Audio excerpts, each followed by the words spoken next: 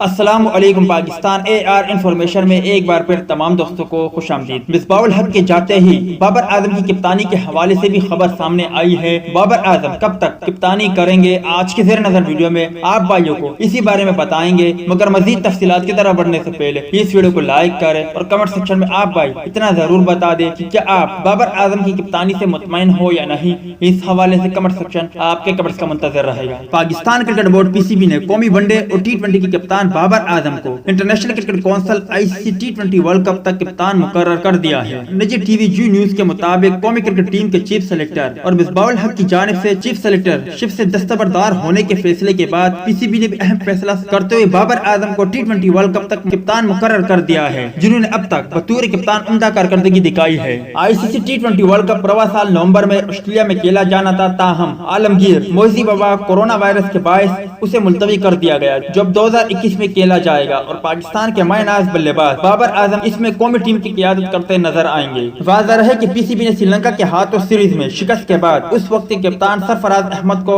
عہدے سے ہٹاتے ہوئے اظہر علی کو ٹیسٹ ٹیم کی قیادت سونپی تھی، جبکہ بابر اعظم کو ون ڈے انٹرنیشنل اور T20 کا کپتان بنا دیا تھا، جو اب T20 ورلڈ کپ تک عہدے پر براجمان رہیں گے۔